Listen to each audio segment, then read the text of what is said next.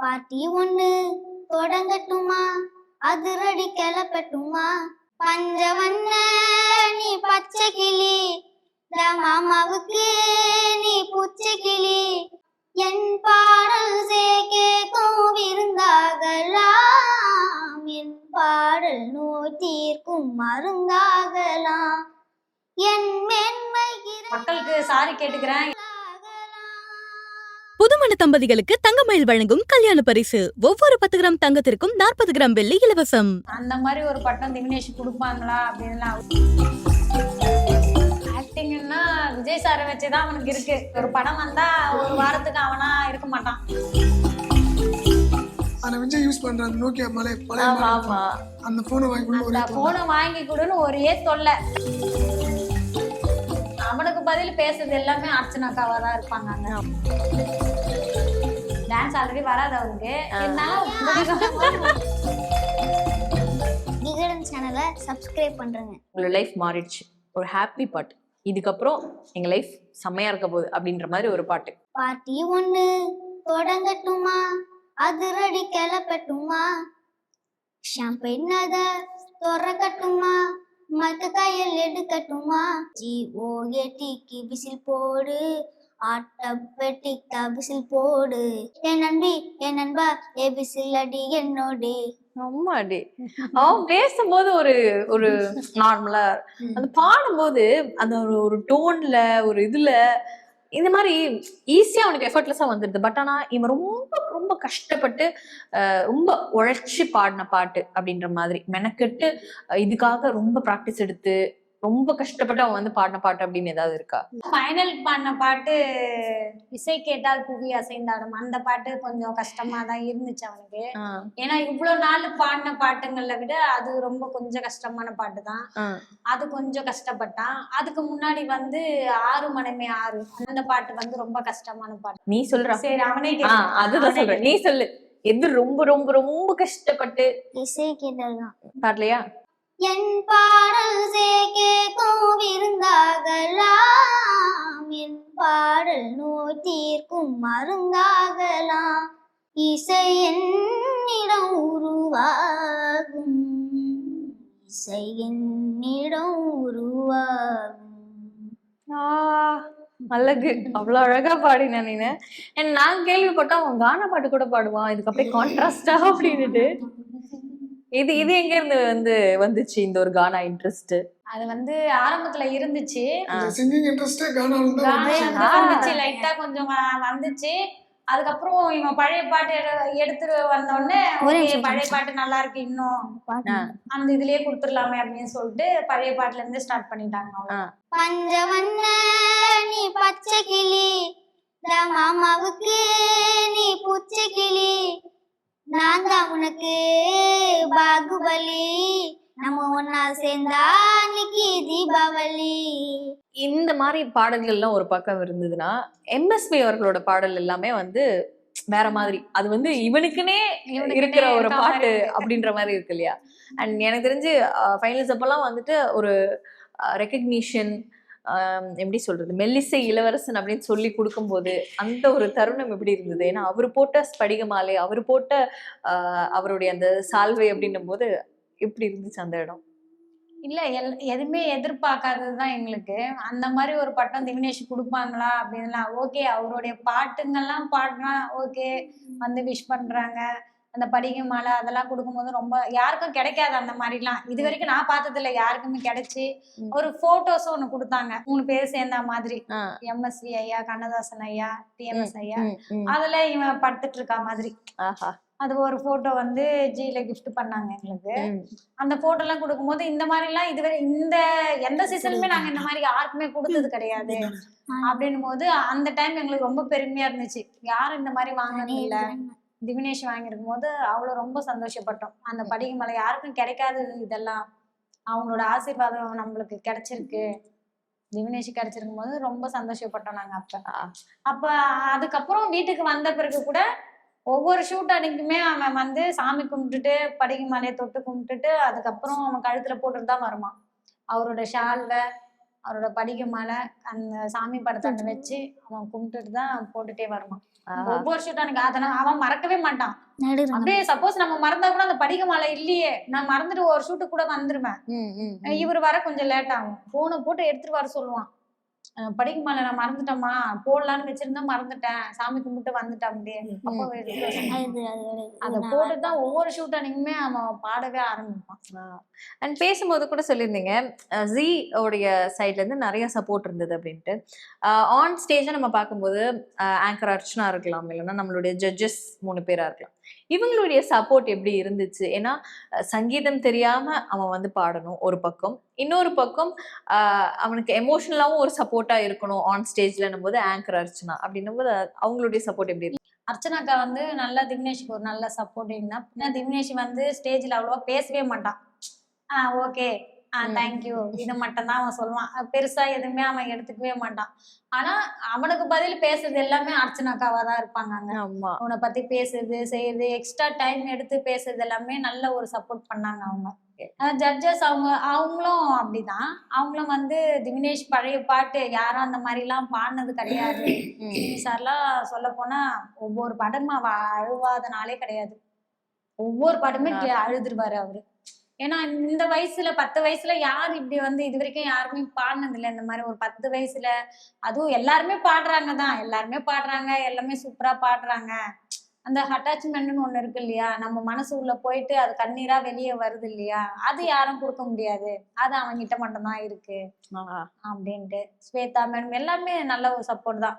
நீ இது மட்டும் இல்லடா, இன்னும் நிறைய நீ பண்ணணும், நல்லா பெரிய ஆளா ஆகணும், நல்லா எல்லா சாங்குமே நீ எடுக்கணும் அப்படின்ற மாதிரி எல்லாருமே நல்ல ஒரு சப்போர்ட்ல தான் இருந்தாங்க. இந்த ஒரு மியூசிக்கல் ஜேர்னி ஒரு விதமா சூப்பரா போயிட்டு இருக்கு அப்படின்னா பையனுக்கு நடிக்கிறதுக்கும் ஆசை இருக்கு.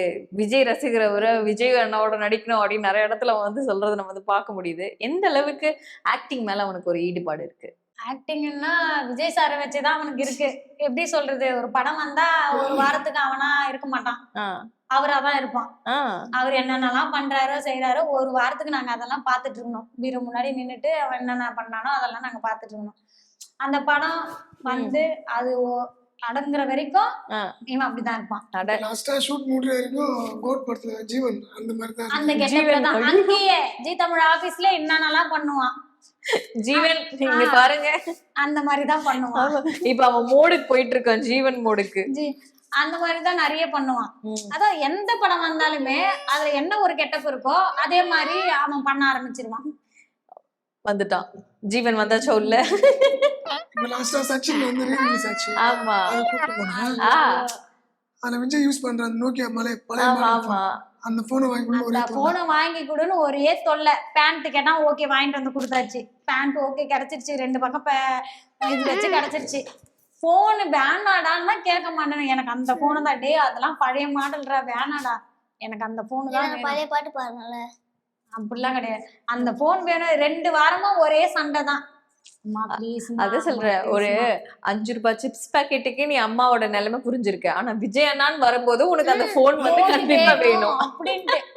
அந்த போன் உங்களுக்கு தெரியாதுமா, அந்த போன் நல்லா இருக்குமா, பாரு எவ்வளவு சின்னதா, எவ்வளவு நானே இவ்வளவு பெரிய போனா கேக்குறேன். குட்டி போனுமா இவ்வளவுதான்மா இருக்கும், அழகா எதுக்கு அந்த போனு அப்படின்னு கேட்பேன். யாராவது கால்கள் பண்ணவன் இதுல பேச முடியாதா அப்படின்னு. அம்மா நல்லா இருக்கும்மா, வெளியில எல்லாம் இவ்வளவு பெரிய போன் எல்லாம் வேணாமா அப்படின்ட்டு யூஸ் பண்ணிட்டு தூக்கி போட்டுருவாடா வேணாடா அப்படின்ட்டு. அதுக்கே மூஞ்சி தூக்கி வச்சு. அதுக்கப்புறம் தான் நான் சொன்னேன், அதுக்கு கூப்பிட்டு அட்வைஸ் பண்ணேன். நீ என்ன வேணா மியூசிக் இதுல எது வேணாலும் கேளு, நான் வாங்கி கொடுக்குறேன். ஆனா அந்த போன் வேணாம், எனக்கு பிடிக்கவே இல்லை, எனக்கு இஷ்டமே இல்லை, அதை வாங்கி கொடு, தயவு செஞ்சு அதை மட்டும் கேட்காத அப்படின்னு. அப்புறம் அவனே ஒரு முடிவு வந்தான், ஓகே அம்மா வாங்கி தர போறதுல வேணாம் விட்டுடலாம் அப்படின்ட்டு அதோட கேட்குது. உனக்கு வந்து விஜயோடைய கேரக்டர்ஸ்லயே இது எனக்கு ரொம்ப பிடிக்கும் அப்படின்ற மாதிரி எவர்கிரீனா ரொம்ப பிடிச்ச ஒரு கேரக்டர் அப்படின்னா எது? சீன் சொல்லலாம், இல்ல இந்த ஒரு கதாபாத்திரம் அது சொல்லலாம். இந்த படத்துல எனக்கு இந்த விஜய் ரொம்ப பிடிக்கும். ட்ரெயின்ல அப்பாவும் சின்ன விஜய் அடிச்சுப்பாங்கல்ல, கோட்டு தான். கோட்டு இல்லாம சொல்றேன், வேற ஏதாவது லியோ, வேற ஃபைட் சீன் தான் ரொம்ப பிடிக்கும். நடிப்பை விட அந்த ஃபைட் சீனுங்க அதெல்லாம் தான் ரொம்ப விஜய் கிட்ட பிடிக்கிறது. மத்தபடி விஜய் டான்ஸ் பிடிக்கும் அப்படின்னு சொல்லி டான்ஸ் பிடிக்கும், ஃபைட் சீன் பிடிக்கும், அவ்வளவுதான். ஃபைட் வந்து ஒரு குழந்தைக்கு பிடிக்குதுன்றது இதுதான் முதல் வாட்டி. ரொம்ப டிஃபரெண்டா ஃபைட் சீன் ரொம்ப பிடிக்கும். டான்ஸ் ஓகே டான்ஸ் ஆல்ரெடி வராது அவருக்கு, இருந்தாலும் பிடிக்கும். டான்ஸ் ஆடியாட்டு நான் யூடியூப்ல போட்டு நீ வரோம். என்னென்னலாம் சொல்றியோ அங்க செய்ய சொல்லுவாங்க, பரவாயில்லையா? டான்ஸ் இப்ப வந்து சமீபத்துல கூட டான்ஸையும் சரிகமபாலும் ஒண்ணா வச்சாங்க, மகா சங்கமம்னு சொல்லிட்டு வச்சாங்க. அதுல திவினேஷ பாடவும் வச்சாங்க, ஆடவும் வச்சாங்க. அது பாத்தீங்களான்னு தெரியல. நெஞ்சுக்குள்ள கூடியிருக்கோம் அதுக்கு டான்ஸ் ஆடினாரு, பாட்டும் பண்ணாரு, அதெல்லாம் பண்ணிருக்கான். எங்களுக்குமே அப்ப ஆச்சரியமா தான் இருந்துச்சு. டான்ஸ் வர்றது எப்படி? ஒரே நாள் தானா, ஒரே நாள் ரிஹர்சல் வச்சு மறுநாள் ஷூட்டு. நானும் பயந்துட்டு இருந்தேன், ஆட மாட்டானே இவன் எப்படி ஆட போறான்னு. ஆனா ஆடிட்டான், டான்ஸ் எல்லாம் ஆடினாரு, அதெல்லாம் வந்துருச்சு. எல்லாருமே ஆச்சரியம், நம்ம திவினேஷ் யாருறாங்க, அவனு மாதிரி தெரியலையே இது.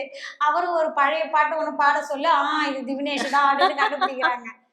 அண்ட் போனுன்னு ஒண்ணுதான் ஞாபகம் வந்தது. எல்லாரும் சேர்ந்து இவனுக்காக மியூசிக் வந்து கேக்குறதுக்கு அதுக்காகவே வந்து போன் வாங்கி கொடுத்தாங்க.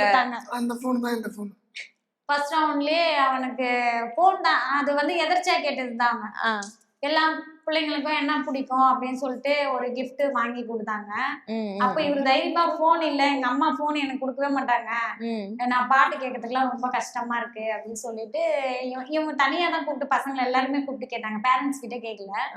அப்ப வந்து இவரு போன் வேணும்ட்டு ஓப்பனா கேட்டுட்டு இருக்காரு.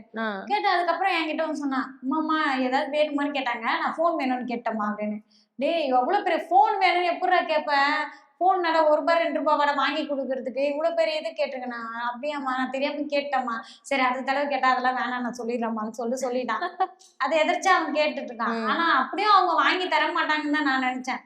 குழந்தைங்க கேக்குதுன்னா ஒரு 1000 2000 எதனாச்சும் வாங்கி கொடுப்பாங்க, அது மட்டும் தெரியும். போன் கேட்டு எப்படி வாங்கி கொடுப்பாங்க அப்படின்ட்டு. அதுக்கப்புறம் தான் அந்த கிஃப்ட் கொடுக்கும் போது இவன் கேட்டதை வாங்கி கொடுத்துட்டு இருக்காங்க. ஆக்சுவலா அந்த ஒரு மேஜிக் பாக்ஸ் ஓபன் ஆகும்போது நினைச்சியா இதுல போன் இருக்கும், நம்ம அதான் கேட்க போறோம், என்ன நினைச்ச? போன் இருந்தது, பட் ஆனா நீ என்ன நினைச்ச? அந்த சொன்னாங்கல்ல உங்களுக்கு என்ன ஆசை இருக்கோ இதுல வரும் அப்படின்னு சொன்னாங்கல்ல, அதனால நான் டிவி நினைச்சுக்கினேன். டிவி இருக்குன்னு பார்த்தா போன் இருந்தது. நீ வந்து டிவி ஆசைப்பட்ட, போன் வந்துச்சு இல்லையா? அதுக்கப்புறமா டிவியும் வந்துச்சு. இப்ப வந்து ஹால்ல வந்து மாட்டிட்டு இங்க வந்து பெட் போட்டு இப்படி பார்க்க போறேன் அப்படி சொல்றல. லைஃப் இதுக்கப்புறம் எப்படி எப்படிலாம் மாறும் அப்படின்ட்டு நீ ஒரு கனவு வச்சிருக்க. ஏன்னா எனக்கு தெரிஞ்சு வெளிநாடு எல்லாம் போய் பாடுறான் அப்படின்னும் போது நினைச்சு பாத்தீங்களா இதெல்லாம் நடக்கும் அப்படின்னு? இல்ல நினைச்சு பார்த்தது, அதான் சொல்றேனே, நாங்க உள்ள போகும்போதே அவன் கொஞ்ச நாள் இருப்பான், அதுக்கப்புறம் ஓகே அப்படின்ற மாதிரி தான் நினைச்சோம். கடைசி டைம் வருவாங்கன்னு யாராவது சொல்ல முடியாது. பழைய பாட்டுக்கு இப்போ மக்கள் மத்தியில வரவேற்பு இருக்காது அப்படின்னு தான் நாங்க நினைச்சோம். பெருசாலாம் நாங்க எதுவுமே யோசிக்கவே இல்ல. வச்சிருப்பாங்க, ஒரு 2-3 ரவுண்ட் வச்சிருப்பாங்க, அதுக்கப்புறம் எலிமினேட் பண்றாங்க தான் நான் நினைச்சிட்டு உள்ள போனோம். ஆனா பழைய பாட்டுக்கு நல்ல ஒரு வரவேற்பு இருந்துச்சு மக்கள் கிட்ட. உங்களோட குடும்பத்தின் சார்பாக நான் நன்றி தெரிவிச்சேன். மக்களுக்கும் மக்கள் சப்போர்ட் இல்லைன்னா கண்டிப்பா திவினேஷால கண்டிப்பா வந்திருக்க முடியாது. மக்கள் அவ்வளவு பேருக்கும் அது மக்களுக்கு சாரி கேட்டுக்கிறேன். ஏன்னா திவினேஷ் இன்னும் அது மாதிரி ஒரு இன்டர்வியூ கொடுக்கவே இல்லை இன்னும். எல்லாருக்குமே மக்களுக்கு எல்லாருக்குமே ஒன்னே ஒண்ணு சொல்லிக்கிறேன், உங்களால மட்டும்தான் திவினேஷ் கண்டிப்பா வர முடிஞ்சது. உங்களோட ஆதரவு, உங்களோட வீட்டு பையனா, உங்களோட குழந்தையா, உங்களுடைய சொந்த பிள்ளையா நினைச்சதுனால மட்டும்தான் திவினேஷ் இந்த அளவுக்கு வந்திருக்கான். மக்கள் எல்லாருக்குமே நான் ரொம்ப கடமைப்பட்டிருக்கேன். ரொம்ப ரொம்ப நன்றி சொல்லிக்கிறேன் அவங்களுக்கு. நான் அவங்களால மட்டும்தான் திவினேஷ் ஆரம்பத்துல இருந்து இப்ப வரைக்கும் அவங்க சப்போர்ட் இல்லைன்னா கண்டிப்பா திவினேஷால வந்திருக்க முடியாது. ஆமா, எல்லாம் பெரியவங்கள்ல இருந்து சின்ன பசங்க வரைக்கும் எல்லாருமே அவ்வளவு ஒரு திவினேஷ்னா அவ்வளவு ஒரு உயிரா இருக்காங்க, பாசமா இருக்காங்க. ஓட் போட்டது அதை கூட இல்ல, அவங்க வீட்டுல ஒரு ஆளா நினைக்கிறாங்க. அது ரொம்ப பெரிய விஷயம். அது அந்த மாதிரி எல்லாம் நினைக்கிறதுலாம் ரொம்ப பெரிய விஷயம். மக்களுக்கு ரொம்ப நன்றி தெரிவிச்சுக்கிறேன். சின்ன குழந்தை, அவனுக்கு எதுவும் சொல்ல தெரியல, அவன் சார்பா நாங்க எங்களோட சார்பா நாங்க கேட்டுக்கிறோம். சொல்லிக்கிறேன் மக்களுக்கு. இப்போ வந்து காம்படிஷன் முடிஞ்சதுக்கு அப்புறமாவும் சரி, நிறைய பாடல்கள் வந்து பாடத்துக்கு தயாரா இருக்காரு. முதல்ல வந்துட்டு AR ரஹ்மானுடைய ஸ்டுடியோல அஞ்சுவண்ண பூவே அப்படின்னும் போது அது அந்த வாய்ப்பு உங்களை தேடி வரும்போது உங்களுக்கு எப்படி இருந்துச்சு? அந்த வாய்ப்பு தேடி வரும்போது சந்தோஷமா இருந்துச்சு. ஆனா அதுவும் உண்மையா என்னன்னு தெரியலையே, சொல்லியிருக்காங்க உண்மையா என்னன்னு தெரியல அப்படின்னுட்டு. அதே மாதிரி அந்த படத்தை பத்தியும் எங்களுக்கு அவ்வளவா தெரியாது.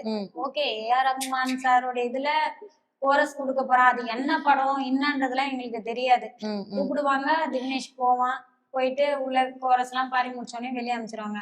ஆனா இந்த படத்துக்கு தான் பண்ண போறான் அப்படின்றது எங்களுக்கு கடைசி டைம் தான் தெரியுமே. கமல் சார் படத்துக்கு தான் பண்ண போறதுன்றது கடைசி டைம் தான் தெரியும். ரொம்ப சந்தோஷமா இருந்துச்சு.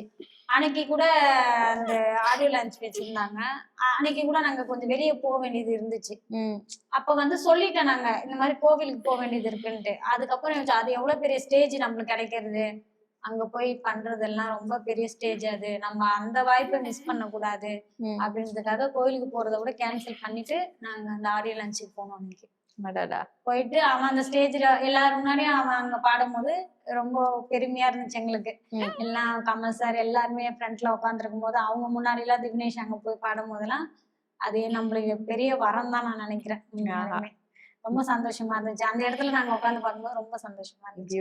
இப்போ இவனுக்கு பாடுறதுல மட்டும் இன்ட்ரெஸ்ட் இல்லாம இப்போ வந்து எனக்கு தெரிஞ்ச இன்ஸ்ட்ருமெண்ட்ஸும் வந்து சொன்னான் மியூசிக்கல் ஜேர்னி அந்த மாதிரியும் எக்ஸ்ப்ளோர் பண்ணணும்ட்டு. கீபோர்டு வாசிக்கணும், கிட்டார் வாசிக்கணும்னு ஆசை இருக்குன்னு. அந்த மாதிரி இதுக்கெல்லாம் வந்துட்டு என்ன மாதிரியான மெஷர்ஸ் எடுக்கிறீங்க? ஐடியா இருக்கு. இன்னும் இப்ப ஷூட் இது அந்த ஷூட்ல இருந்து வெளியில வந்த பிறகு இன்னும் நாங்க அவனுக்கு எதுவுமே பண்ணல. இப்ப ஸ்கூல் வேற ஸ்டார்ட் ஆயிடுச்சு இல்லையா. சரி ஓகே இப்ப இது வரைக்கும் போட்டோம், அதுக்கப்புறம் நம்ம இது பண்ணிக்கலாம் அப்படின்னு சொல்லிட்டு இருக்கோம். ஆனா அதுக்கான முயற்சி கண்டிப்பா எடுப்போம், விட்டுற மாட்டோம். அதுக்கான முயற்சி கண்டிப்பா எடுப்போம். இப்ப ஷோ முடிஞ்சதுக்கு அப்புறமா நிறைய வாய்ப்புகள் வந்து தேடி வருதா? நிறைய ஷோஸ் பண்றாங்க, லைக் வெளியில கூட அவுட் சைட் ஷோஸ் அப்படி இப்படின்னு இருக்கும்போது இந்த பிளேபேக் சிங்கிங்னு சினிமாக்கு வரும்போது அந்த வாய்ப்புகள்லாம் எப்படி இருக்கு அவனுக்கு?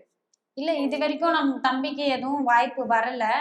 அப்படியே நம்மளுக்கு ஒரு வாய்ப்பு வர மாதிரி இருந்தாலும் ஜி தமிழ் மூலமா எங்களுக்கு கண்டிப்பா ஒரு வாய்ப்பு கண்டிப்பா வரும் சொல்லியிருக்காங்க. வாய்ப்பு கொடுறேன்னு சொல்லிட்டு அதுவும் அவங்க ஜி தமிழ் மூலமா நம்மளுக்கு கண்டிப்பா வரும்னு நினைக்கிறேன். இனிமேட்டி தான் வரும்னு நினைக்கிறேன். இதுக்கு இன்னும் வரல, இதுக்கப்புறம் வரலாம், வாய்ப்பு இருக்கு. ஓகே. அண்ட் வந்து தம்பி ஃபுல்லா பழைய பாட்டா பாடிட்டு இருக்கிறதுனால எல்லாருமே வந்து இவன் வந்து இந்த குழந்தையே கிடையாது, இந்த ஜெனரேஷனே கிடையாது கமெண்ட் பண்ணும்போது அந்த ஒரு பீரியட்ல எப்படி இருந்தது?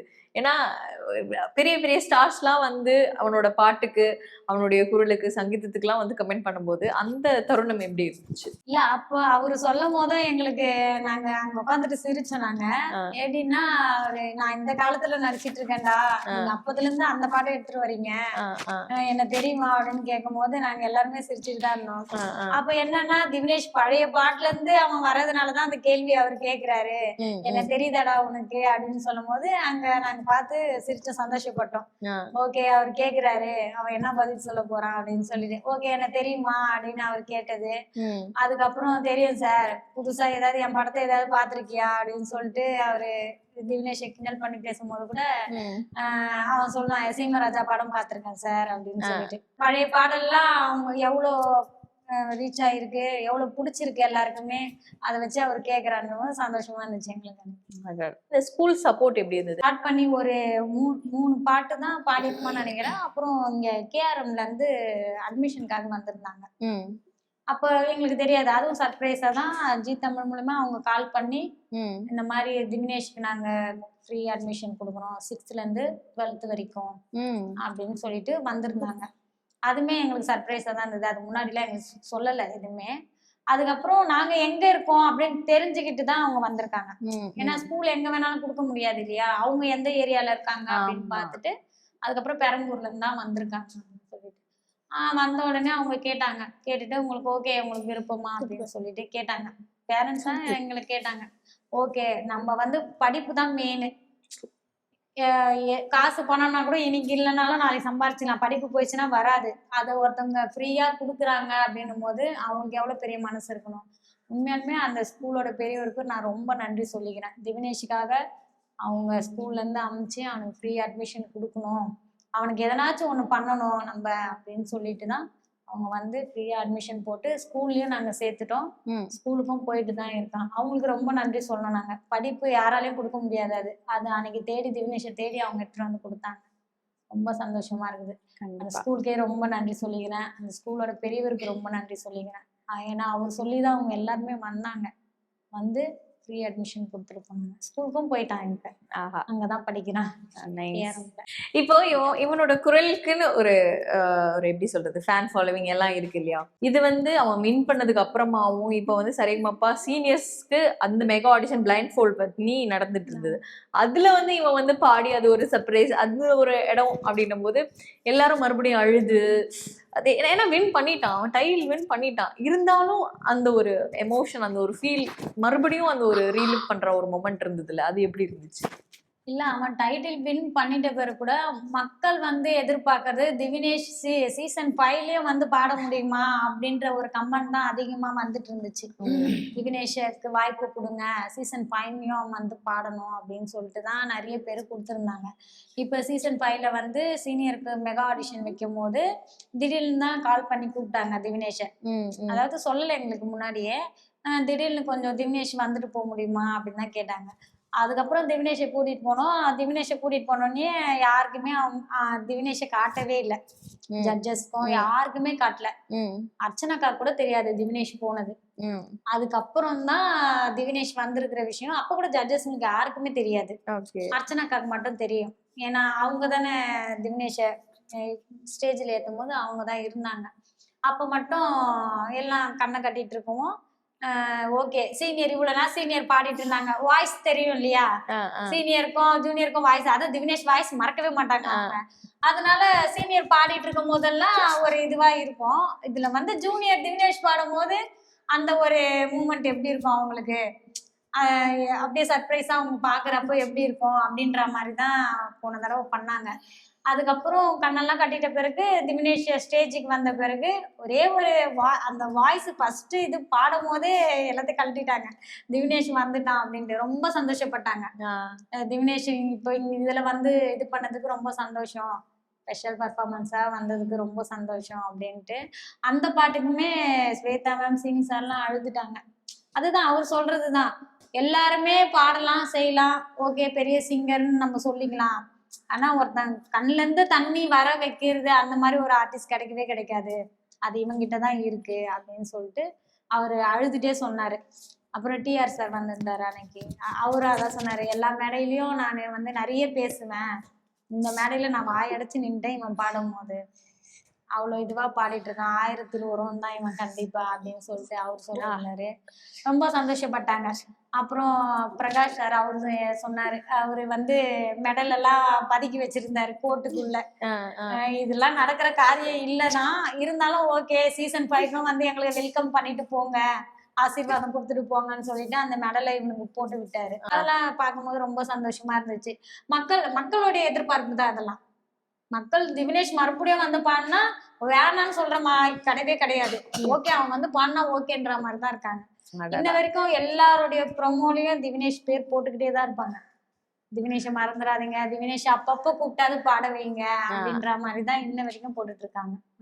அதனால எப்போ வந்து பாடினாலும் மக்களுக்கு சந்தோஷம் தான், திவினேஷ் வந்து பாடினா சந்தோஷம் தான், அவ்வளவுதான்.